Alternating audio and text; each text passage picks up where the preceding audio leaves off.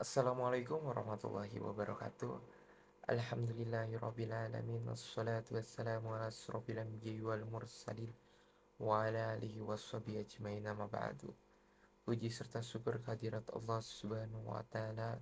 Salawat beserta salam berlimpah ruah kepada junjungan kita Nabi besar Muhammad Sallallahu alaihi wasallam, beserta kepada keluarganya, sahabatnya, tabi'in dan tabi'atnya, dan insyaallah kepada kita semua selaku umatnya yang selalu mengharapkan syafaatnya di yaumil akhir nanti.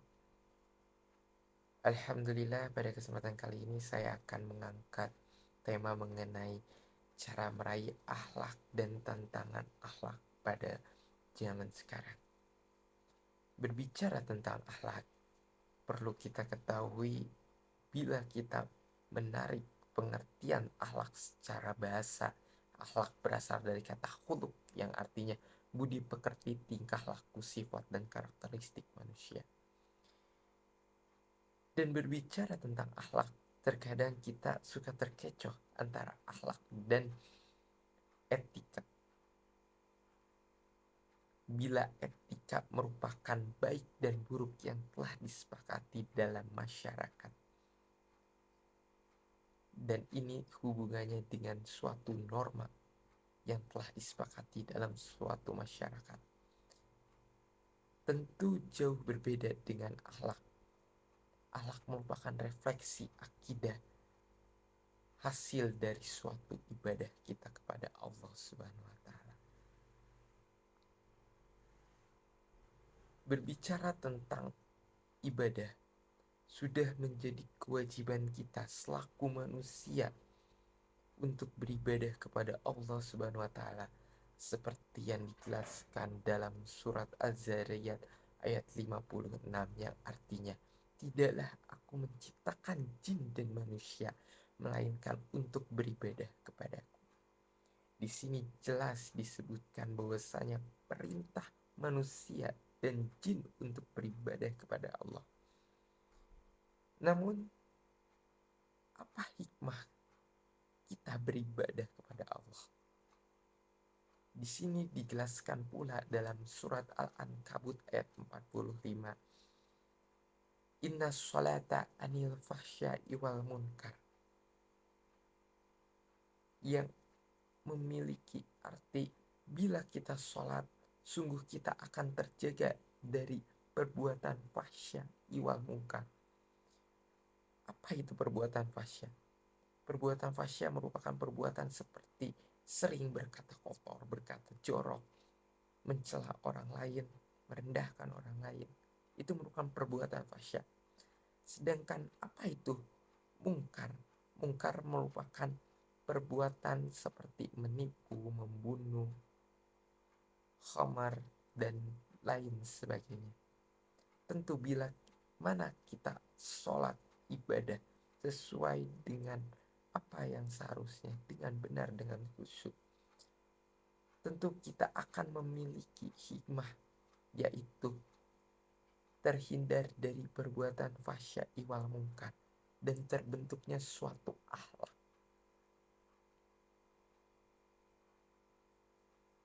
Di sini dalam masa sekarang, masa digitalisasi, akhlak sangat berperan penting dalam kehidupan kita sehari-hari. Sungguh kita sudah tidak asing mendengar kata hedonisme, materialisme, pragmatisme, yang merupakan ini tantangan akhlak di zaman sekarang. Seperti yang kita ketahui, hedonisme menjadikan kesenangan sebagai pandangan utama dalam menjalani hidup saat ini.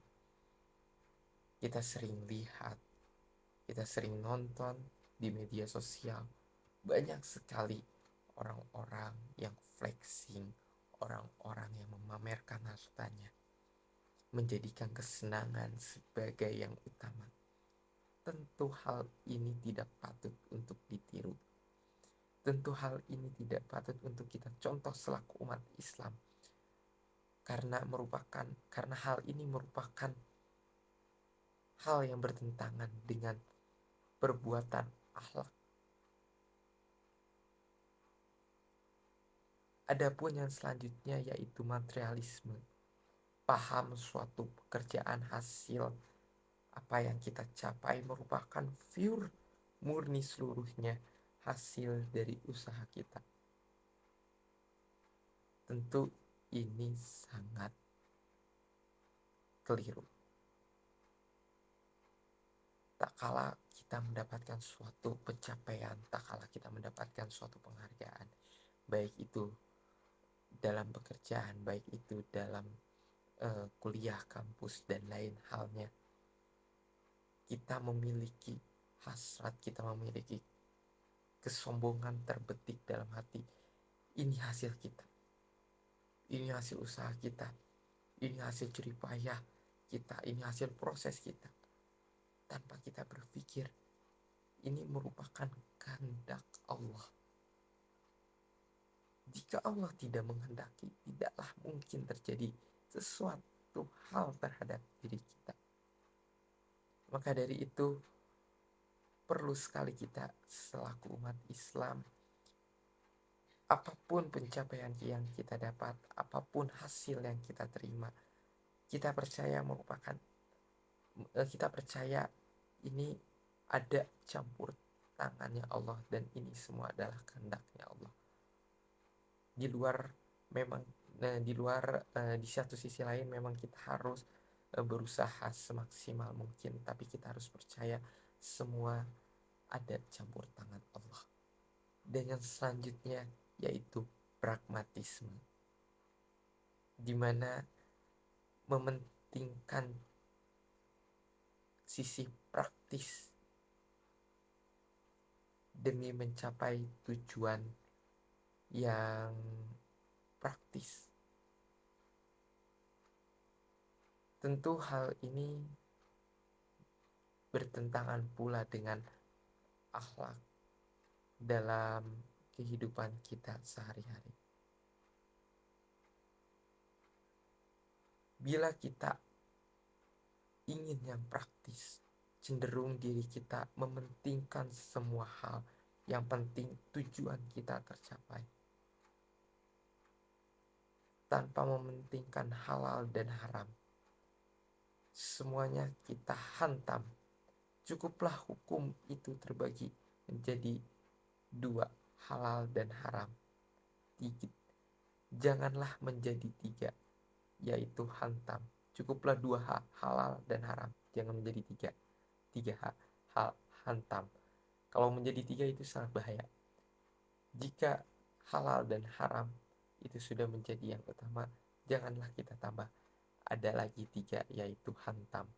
Jika kita sudah berpikir untuk menghantam segala sesuatu demi apa yang kita tuju, tentunya kita sudah tidak mementingkan atau memikirkan apa itu halal, apa itu haram. Maka dari itu perlu sekali kita membangun akhlak kita. Bagaimana cara kita untuk membangun akhlak kita? Adapun cara kita untuk membangun akhlak diantaranya seperti yang telah tadi dijelaskan di awal, kita memperbaiki sholat, karena jika kita memperbaiki sholat, tentu kita akan terjaga dari perbuatan fahsyai wal mungkar, di mana itu akan membentuk suatu akhlakul karimah bagi diri kita dalam menjalani kehidupan sehari-hari. Dan adapun tips dan trik yang kedua yaitu bergabunglah dengan orang-orang yang memiliki akhlakul karimah. Bergabunglah dengan orang-orang soleh. Karena seperti pepatah menyebutkan, bila kita bergabung dengan orang yang jualan parfum, maka kita akan bau parfum pula. Dan bila kita bergabung atau bergaul dengan tukang ngangon embe, insya Allah kita akan bau embe. Maka dari itu, gabunglah atau bergaullah dengan orang-orang soleh, orang-orang yang memiliki akhlakul karimah, di mana insya Allah di situ akan terbentuk suatu karakter, suatu pembiasaan, karena kita terbiasa bergaul dengan orang-orang yang soleh, dan insya Allah kita akan terbawa kepada soleh dan memiliki akhlak yang baik. Saya Fawaz Yatim Wahid, mohon maaf bila dalam segi menyampaikan terdapat kata yang tidak sesuai, terdapat hal yang tidak sepatutnya saya ucapkan. Jika ada salah, tentunya datangnya dari saya, dan jika benar, tentu datangnya dari Allah Subhanahu wa Ta'ala. Bergabunglah dengan orang-orang yang soleh, bukan orang-orang yang salah, agar kita menjadi orang yang benar, menjadi orang yang soleh. Billahi taufiq wal hidayah. Wassalamualaikum warahmatullahi wabarakatuh.